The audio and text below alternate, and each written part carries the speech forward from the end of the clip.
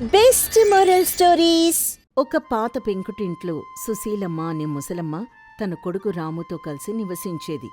ఆ ఇంటి పెరట్లో అడుగు పెడితే చాలు, ఏదో అడవిలోకొచ్చామా అన్నట్లు పచ్చని చెట్లు, తీగలు స్వాగతం పలుకుతాయి. సుశీలమ్మకు వయస్సు 8-10 దాటినా ఆ చేతులు మాత్రం విశ్రమించడం ఎరుగవు.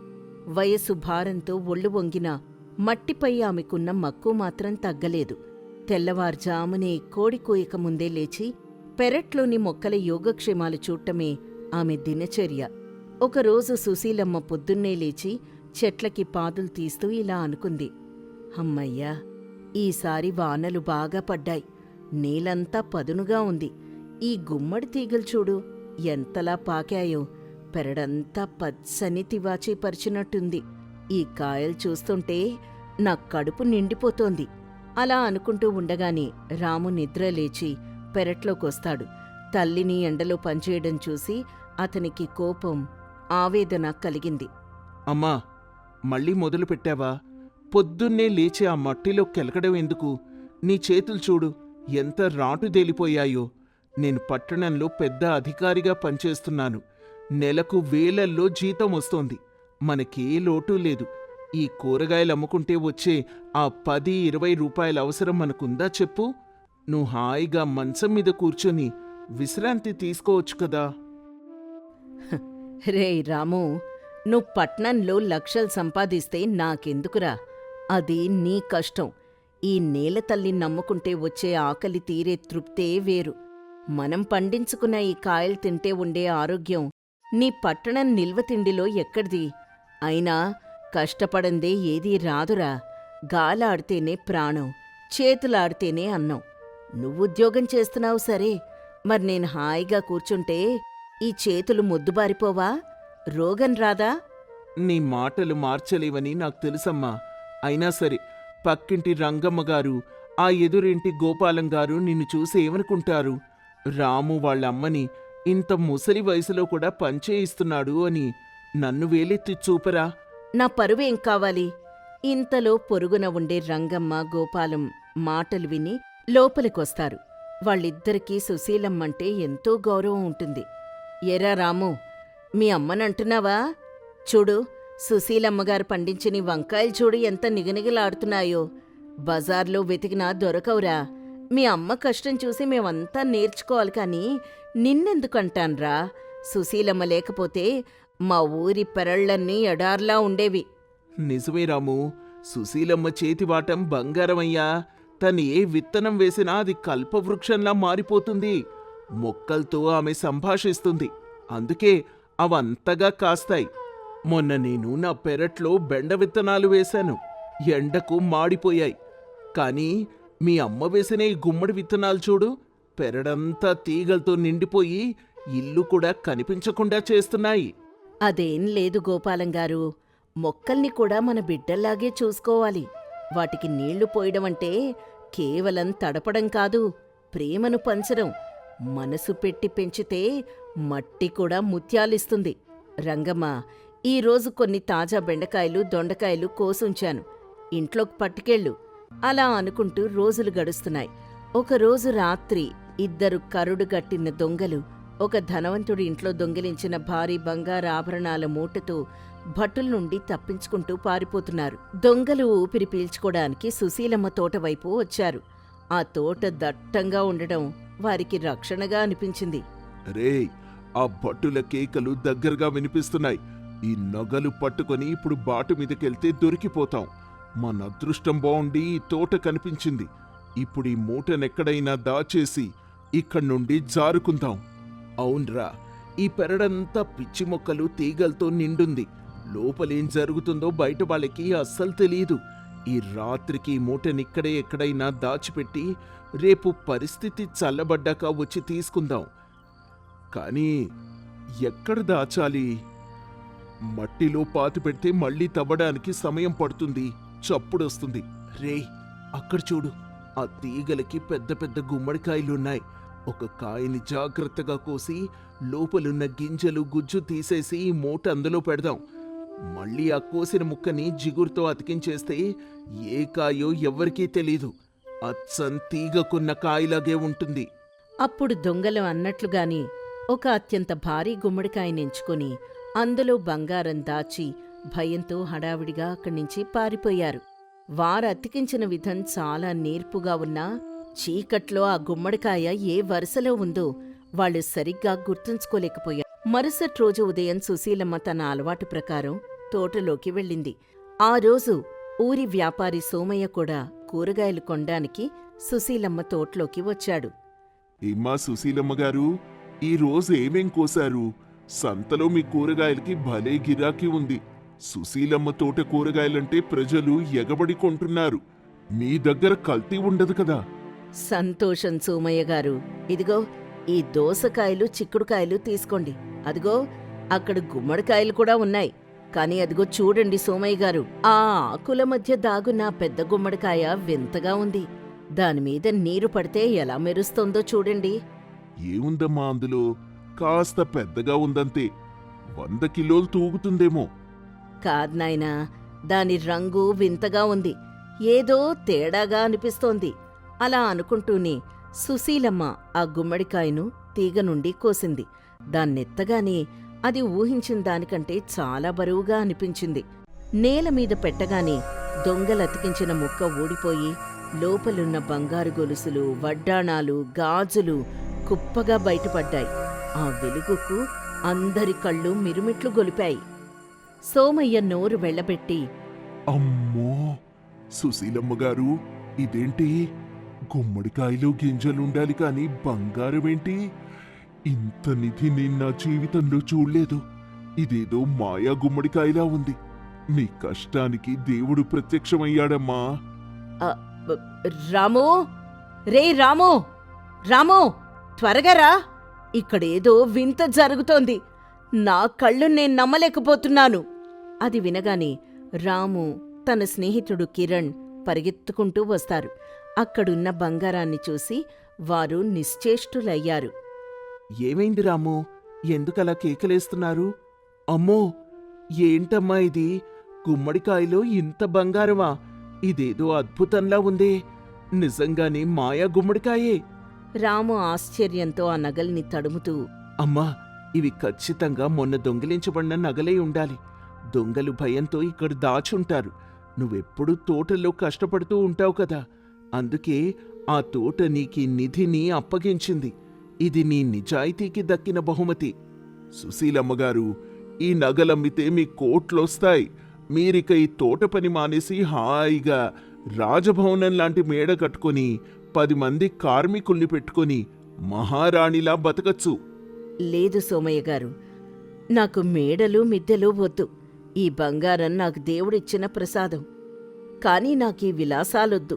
నా కష్టం ద్వారా నేను పొందే ఆనందం కంటే ఈ బంగారం ఏమీ నాకంత ముఖ్యం కాదు. రాము, చూడ్రా, నీకెప్పుడూ నా కష్టం చూసి బాధగా ఉండేది కదా. ఇప్పుడీ నగల్తో మన తోటని మరింత పెద్ద చేద్దాం. ఇంకా 10 ఎకరాల భూమి కొని ఊళ్ళో పనిలేని పేదలందరికీ మన దగ్గరే ఉపాధి కల్పిద్దాం. అందరం కలిసి పండిద్దాం. అందరం కలిసి తిందాం. తల్లి గొప్పతనాన్ని చూసి కళ్ళు చెమ్మగిల్లిన రాము ఆమెతో ఇలా అన్నాడు. అమ్మా, నీ మనసెంత గొప్పదో ఇప్పుడు నాకు పూర్తిగా అర్థమైంది. నేనిన్నాళ్ళు కేవలం ధనం, హోదా వెనకాలే పరిగెత్తాను. కాని కష్టపడ్డంలో, నలుగురికి సాయం చేయడంలో ఉండే తృప్తిని నువ్వు నిరూపించావు. ఈ మాయా గుమ్మడికాయ కేవలం బంగారం ఇవ్వలేదమ్మా, నా కళ్ళు తెరిపించి ఒక గొప్ప జీవిత సత్యాన్ని నేర్పింది. ఇకపై నేను కూడా ఉద్యోగం మానేసి నీతో పాటే ఈ మట్టిలోనే పనిచేస్తాను. ఆ రోజు నుండి రాము తన ఉద్యోగం వదిలి సుశీలమ్మతో కలిసి వ్యవసాయం చేయడం మొదలుపెట్టాడు.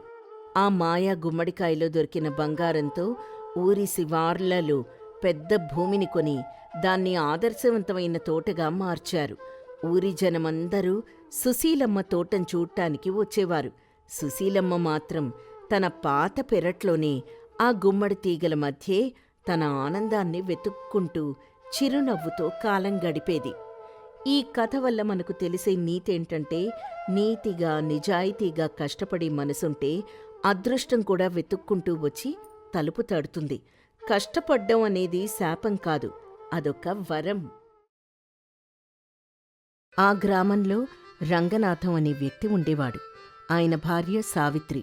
వారికి పిల్లల్లేరు. కాని వారు చాలా అన్యోన్యంగా ఉండేవారు. అయితే రంగనాథం గారికి ఒక విచిత్రమైన అలవాటుంది.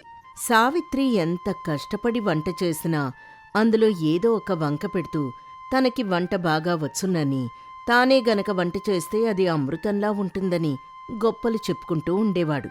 ఒకరోజు రంగనాథం ఇంట్లో మధ్యాహ్నం భోజన సమయంలో కూర్చుని తన భార్యతో ఇలా అంటాడు. ఏమే సావిత్రి, ఈరోజు కూరలో ఉప్పు వేయడం మర్చిపోయావా ఏంటి? అసలు నాలుకకి రుచి అనేది తగలడం లేదు.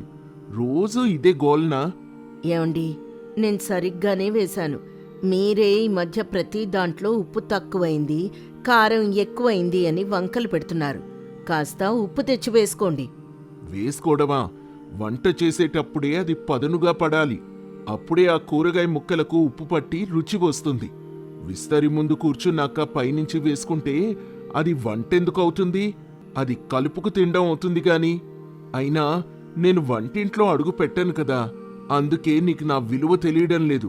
అవునులేండి, పొద్దున్న లేచిన దగ్గర నుండి రాత్రి పడుకునే వరకు వంటింట్లో గడిపే నాకు తెలియదు. అప్పుడప్పుడొచ్చి రుచి చూసే మీకన్నీ తెలుసు. సరిగాని మా ఊరి నుండి అన్నయ్య కబురు పంపాడు. అక్కడేదో పొలం పంపకాలున్నాయట. నా సంతకం కావాలట. నేను రేపు ఉదయం బయలుదేరి వెళ్ళాలి. ఒక వారం రోజులు పడుతుంది తిరిగి రావడానికి. అవునా? వెళ్ళాలి, తప్పదు మరి. పుట్టింటి విషయం కదా. మరి ఇక్కడ నా పరిస్థితి ఏంటి? వారం రోజులు భోజనశాల తిండి తినమంటావా? అందుకేనండి ఆలోచిస్తున్నాను. వంట మనిషిని ఎవరినైనా కుదర్చమంటారా? వంట మనిషా? అస్సలొద్దు. వాళ్ళు చేసే వంట ఎవరు తింటారు? నూనె ఎక్కువ పోస్తారు, శుభ్రం ఉండదు. నువ్వు నిశ్చింతగా వెళ్ళులే. ఈ వారం రోజులు నా వంట ప్రావీణ్యం ఏంటో ఈ ఇంటి గోడలకి రుచి చూపిస్తాను.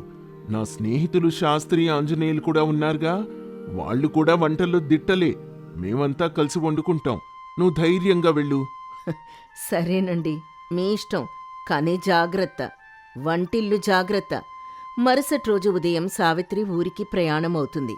రంగనాథం ఆమెను సాగనంపి ఎంతో ఉత్సాహంగా తన స్నేహితులకు కబురు పంపిస్తాడు. కాసేపటికి శాస్త్రి, ఆంజనేయులు అక్కడికి చేరుకుంటారు. ఏమయ్యా రంగనాథం, సావిత్రి గారు ఊరికి వెళ్లారని తెలిసింది. మరి భోజన ఏర్పాట్లెలా?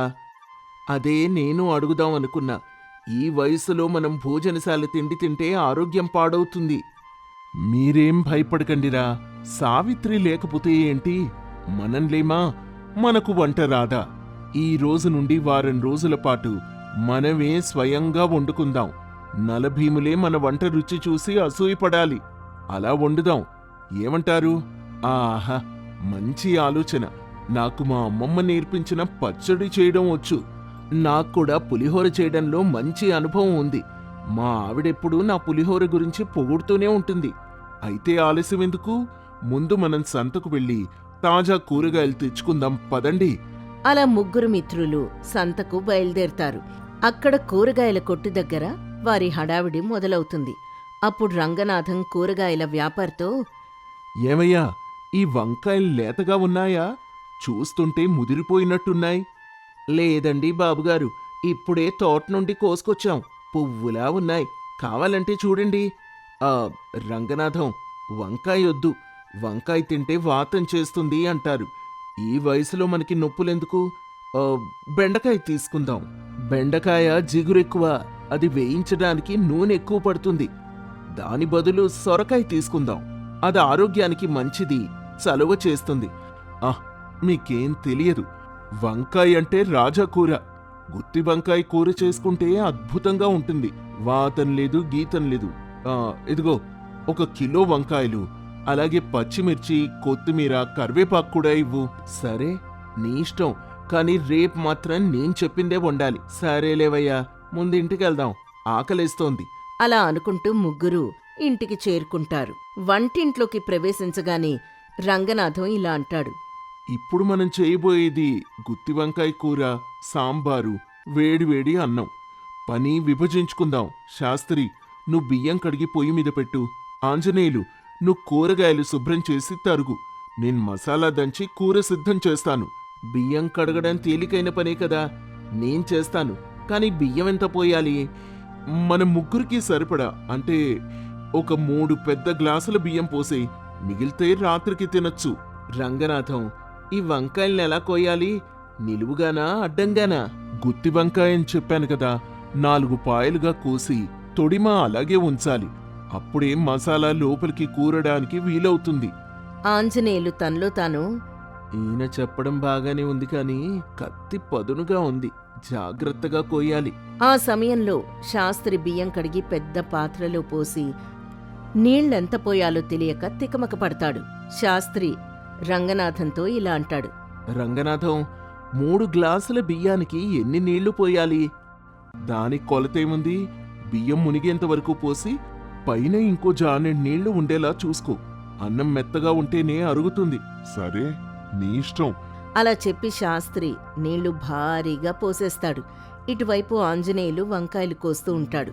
రంగనాథం మసాలా కోసం వంటిల్లంతా వెతుకుతూ ఉంటాడు. ఏమయ్యా, ఈ ఇంట్లో ధనియాలెక్కడున్నాయో కనిపించటం లేదు. సావిత్రి ఎక్కడ పెట్టిందో ఏంటో. అన్నీ డబ్బాల్లో ఉన్నాయి, కానీ పైన పేర్లు లేవు. ఇదిగో ఆంజనేయులు, ఇది చూడు. ఇవి ఆవాలా లేక రాగులా? ఇవి ఆవాల్లాగే ఉన్నాయి, కాని కాస్త ఎర్రగా ఉన్నాయి. బహుశా మంచి రకమేమో. వేసేయ్. సరే, మసాలా దంచేద్దాం. ఇంతలో పొయ్యి మీద ఉన్న అన్నం పొంగిపోవడం మొదలవుతుంది. అమ్మో రంగనాథం, అన్నం పొంగిపోతోంది. ఇప్పుడు ఏం చెయ్యాలి? మంట తగ్గించు. మంటెలా తగ్గించాలి? ఇందులో కట్టెలు ఎక్కువగా పెట్టేశానే. పర్వాలేదులే, గంజి వంపేస్తే సరిపోతుంది. ముందా కూర సంగతి చూద్దాం. వంకాయలు కోయడం అయిపోయిందా? అయిపోయింది. ఇదిగో సిద్ధంగా ఉన్నాయి. ఇప్పుడు అసలైన ఘట్టం. పొయ్యి మీద బాండ్లీ పెట్టి నూనె పోసి, నూనె కాగాక తాలింపు గింజలు వేయి. నూనె ఎంత పోయాలి?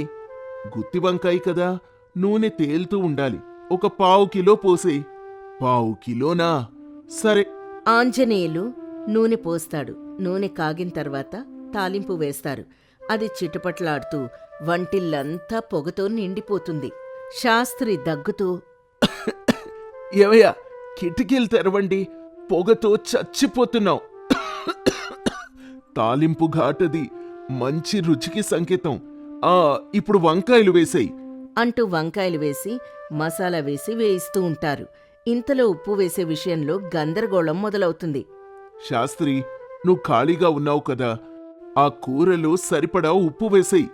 నేను సాంబార్కి చింతపండు నానబెడతాను. సరే సరే. అలా అని శాస్త్రి గుప్పెడు ఉప్పు తీసి కూరలో వేస్తాడు. కాసేపటి తర్వాత ఆంజనేయులొస్తాడు. ఆంజనేయులు కూరను చూస్తూ, అరే, కూర ఉడుకుతోంది గాని ఉప్పు వేసినట్లేరు. రంగనాథం మర్చిపోయి ఉంటాడు, నేను వేసేస్తాను. ఆంజనేయులు మరో గుప్పెడు ఉప్పు వేస్తాడు. ఆంజనేయులు బయటికి వెళ్ళాక రంగనాథం వంటింట్లోకొస్తాడు. ఆహా, వాసన బాగానే ఉంది, కాని వీళ్ళు ఉప్పేశారో లేదో శాస్త్రికి చెప్తే మర్చిపోతాడు. ఆంజనేయులకి అసలీ మతిమరుపు. నేనే వేయడం మంచిది. రంగనాథం మరో గుప్పెడు ఉప్పు అందులో వేస్తాడు. అలా కూరలో 3 సార్లు ఉప్పు పడుతుంది. సాంబార్లో కూడా ఇదే తంతు జరుగుతుంది. కారం బదులు పొరపాట్న ఎర్ర రంగులో ఉన్న ఇంకేదో పొడి వేస్తారు. అన్నం మెత్తగా జావలా అవుతుంది. ఎట్టకేలకి మధ్యాహ్నం 2 గంటలకి వంట పూర్తవుతుంది. ముగ్గురు ఆకలితో నకనకలాడుతూ విస్తర్లు వేసుకొని కూర్చుంటారు. రండ్రా, మనం కష్టపడి వండుకున్న వంటకం సిద్ధమైంది. ఈ ఘుమఘుమలు చూస్తుంటేనే నోరు ఊరిపోతోంది. వడ్డించుకుందాం రండి. అన్నం కాస్త మెత్తగా అయినట్టుంది రంగనాథం. పర్వాలేదు, వృద్ధాప్యంలో మెత్తటి అన్నమే మంచిది, కలుపుకోవడానికి బావుంటుంది. ఇప్పుడు కూర వడ్డించుకో. ముగ్గురు కూర వడ్డించుకుంటారు. ఎంతో ఆశగా మొదటి ముద్ద నోట్లో పెట్టుకుంటారు. రంగనాథన్ నోట్లో పెట్టుకోగానే, అబ్బో, ఏంటిది? అమ్మో, ఛీ, ఉప్పెక్కువైపోయింది. సముద్రం నీళ్లు తాగినట్టుంది. ఇదేం కూరయ్యా, నోట్లో పెట్టుకోలేకపోతున్నావు. అసలు ఉప్పెవరు వేశారు? నేను శాస్త్రి, నిన్నే వేయమన్నాను కదా. నేను వేశాను కదా. నువ్వేశావా? నువ్వేయలేదేమో అని నేను కూడా వేశాను. ఓరి దేవుడా, మీరు వేయలేదని నేను కూడా వేశాను. అంటే ముగ్గురం ఉప్పు వేశామా? అందుకే ఇది ఉప్పుగా తయారైంది. సరే సరే, కూర వదిలేయండి, సాంబార్తో తిందాం. సాంబార్ వడ్డించండి. అలా అనుకుంటూ సాంబారు వడ్డించుకొని తింటారు. మళ్ళీ నోట్లో పెట్టుకోగానే అదే పరిస్థితి. చిచ్చి, సాంబార్లో చింతపండు ఎక్కువైంది. పైగా ఇందులో ఏదో విచిత్రమైన పొడి రుచి తగులుతోంది. అది సాంబారు పొడి అయి ఉంటుంది. కాదురా, ఆ డబ్బా మీద కుంకుమ అని రాసుంది. ఇందాక చూశాను. మీరు కారం అనుకుని కుంకుమ వేసినట్టున్నారు. ఏంటి, కుంకుమ వేశామా? అయ్యో రామ, ఎంత పని జరిగింది! అంటే ఇప్పుడు మనం కుంకుమ సాంబారు, ఉప్పు వంకాయ, జావ అన్నం తినాలా? నా వల్ల కాదు బాబోయ్, ఆకలి దంచేస్తోంది. రంగనాథం కూడా నిరాశగా, నాకు ఆకలేస్తోందిరా, కాని మనం చేసిన కూరలు వికటించాయి. ఇంట్లో ఉన్న పెరుగు వేసుకొని తినేద్దాం. పెరుగుందో లేదో చూడండి ముందు. సావిత్రి వెళ్తూ వెళ్తూ పాలు తోడు పెట్టడం మర్చిపోయింది. పాలు అలానే ఉన్నాయి. అంటే పెరుగు కూడా లేదన్నమాట. ఇప్పుడు ఏం చేద్దాం? చేసేదేముంది, మన ఊరి చివరనున్న భోజనశాల నుండి భోజనం తెచ్చుకొని తిందాం. ఇందాకెవరో భోజనశాల తిండి ఆరోగ్యానికి మంచిది కాదు అన్నారు. ప్రాణం పోయేటప్పుడు ఆరోగ్యం గురించి ఆలోచించకూడదు శాస్త్రి, ముందు బతకాలి కదా. అలా వాళ్ళు భోజనశాల నుంచి భోజనం తెచ్చుకొని తిని పడుకుంటారు. ఆ రోజు అలా గడుస్తుంది. సాయంత్రం అవుతుంది. మధ్యాహ్నం ఏదో జరిగింది. పోనీ రాత్రికి ఉప్మా చేసుకుందామా? ఉప్మా చేయడం చాలా తేలిక, నేను చేస్తాను. వద్దురా బాబు, మళ్ళీ ఉప్పెవరేస్తారో తెలియక గందరగోళం వద్దు. ఈ రాత్రికి పళ్ళు పాలు తాగి పడుకుందాం. అది మంచి పని. రేపు ఉదయం మళ్ళీ ప్రయత్నిద్దాం. ఈసారి ఒక ప్రణాళికతో వండుదాం. అలా ఉండగా రెండవ రోజు ఉదయం ముగ్గురు మళ్ళీ వంటింట్లో సమావేశమవుతారు. చూడండి, నిన్నట్లా కాకుండా ఈరోజు ఒక్కరే వంట చేయాలి. మిగతా ఇద్దరూ సహాయం చేయాలి. ఈరోజు నేను వంట చేస్తాను, మీరు నాకు కావలసినవి అందించండి. సరే సరే, నువ్వే చెయ్యి, మేము చూస్తాం. ఈరోజు బంగాళదుంప వేపుడు రసం పెడతాను. బంగాళదుంపలు కోసివ్వండి. శాస్త్రి, ఆంజనేయులు బంగాళదుంపలు కోస్తారు. రంగనాథం పొయ్యి వెలిగించి బాండ్లి పెడతాడు. నూనె పోసి ముక్కలు వేస్తాడు. వేపుడు అంటే ముక్కలు ఎర్రగా వేగాలి, అప్పుడే కరకరలాడతాయి. రంగనాథం, మంట మరీ ఎక్కువగా ఉంది చూడు, మాడిపోతాయేమో. ఏమీ కాదు, పెద్ద మంట మీద వేయిస్తేనే రుచి. నువ్వు ఊరుకో. కాసేపటికి వంటిల్లంతా మాడిన వాసనొస్తుంది. రంగనాథం, వాసనొస్తోంది చూడు, మాడిపోతున్నట్టున్నాయి. అయ్యయ్యో, అడుగంటుకుంది. శుభం, ఈరోజు బొగ్గుల కూరన్నమాట. రంగనాథం తల పట్టుకుని, ఛ, ఒక్క క్షణం ఏమిరపాటుగా ఉంటే ఇలా అయిందేంటి? పోనీ రసం సంగతి చూద్దాం. ఏవయ్యా రంగనాథం, ఇది మన వల్ల అయ్యే పనిలా లేదు. సావిత్రి గారు ఎలా చేస్తారో గాని వంట చేయడం అంటే కత్తి మీద సాము లాంటిదే. అవును శాస్త్రి, తను రోజూ అలవోకగా చేసేస్తూ ఉంటే ఏముందిలే, 4 ముక్కలు కోసి పొయ్యి మీద పెట్టడమేగా అనుకునేవాణ్ణి. కానీ ఇందులో ఇంత శ్రమ, ఏకాగ్రత అవసరమని ఇప్పుడే అర్థమవుతోంది. కనీసం ఏది ఎంత వేయాలో, ఎప్పుడు మంట తగ్గించాలో తెలియకపోతే వంట విషంలా మారుతుంది. మరిప్పుడు ఏం చేద్దాం? మళ్ళీ భోజనశాలేనా? తప్పదు. ఈ వారం రోజులు మన బతుకు ఇంతే. అలా 3 రోజులు గడుస్తాయి.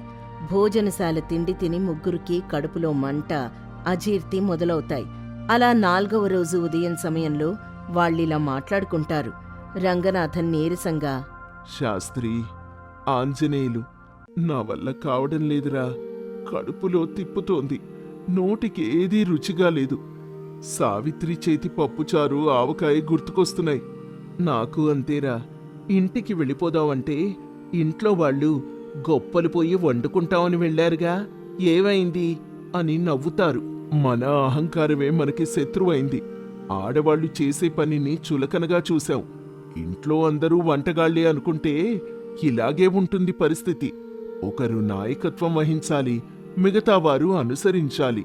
అందరూ గరిటె తిప్పుతామంటే కుదరదు. రేయ్, సావిత్రొచ్చిందిరా, సావిత్రొచ్చింది. అమ్మయ్యా, బతికావ్, అన్నపూర్ణేశ్వరి వచ్చింది. ఆ సమయంలో సావిత్రి లోపలికొస్తుంది. ఇల్లంతా చిందరవందరగా ఉండడం, వంటింట్లో గిన్నెలు కుప్పలు, వాడిపోయిన ముఖాలతో ఉన్న భర్త, అతని స్నేహితుల్ని చూసి ఆశ్చర్యపోతుంది. ఏమండి, ఏమైంది? ఇల్లంతా ఇలా ఉంది. వంటలు అద్భుతంగా చేసుకుంటామన్నారుగా. సావిత్రి, నన్ను క్షమించు. వంట చేయడం ఎంత కష్టమో, ఇల్లు చక్కదిద్దడం ఎంత పెద్ద పనో నాకీ 4 రోజుల్లోనే తెలిసొచ్చింది. ఏదో అహంకారంతో గొప్పలు చెప్పాను. అవునమ్మా సావిత్రి, మీ చేతి వంట విలువ మాకు తెలిసొచ్చింది. మీరే మాకు దిక్కు. మాకు బాగా ఆకలిగా ఉందమ్మా. ఏదైనా మీ చేత్తో వండి పెట్టండి. సావిత్రి చిరునవ్వుతో, అయ్యో, ఇంత చిన్నదానికి ఇంత బాధపడాలా? అనుభవపూర్వకంగా తెలుసుకున్నారు. అది చాలు. మీరు వెళ్ళి కాళ్ళు చేతులు కడుక్కోండి. నేను అరగంటలో వేడివేడి అన్నం, ముద్దపప్పు, ఆవకాయ, మా ఆయనకిష్టమైన గుత్తి వంకాయ కూర చేసి పెడతాను. ఆ, వద్దు సావిత్రి, గుత్తి వంకాయొద్దు. ఆ పేరు వింటేనే భయమేస్తోంది. కేవలం పప్పుచారు చాలు. సరే సరే, మీరు కూర్చోండి. ముగ్గురు మిత్రులు ఆత్రంగా భోజనానికి కూర్చుంటారు.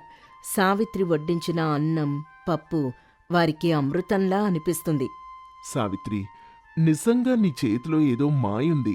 ఇవే దినుసులు, ఇవే కూరగాయలు మేం వాడాం. కానీ మా వంట విషంలా ఉంది, నీ వంట అమృతంలా ఉంది. వంటలో కేవలం దినుసులు వేస్తే సరిపోదండి. ప్రేమ, ఓర్పు, శ్రద్ధ కలపాలి. అప్పుడే అది రుచిగా ఉంటుంది. నిజం చెప్పావు తల్లి. ఇక జన్మలో నేను మా ఆవిడ వంటని విమర్శించను. నేను కూడా ఇంటికి వెళ్ళాక మా ఆవిడకి సాయం చేస్తాను. ఈ రోజుతో నా అహంకారం కూడా వదిలిపోయింది.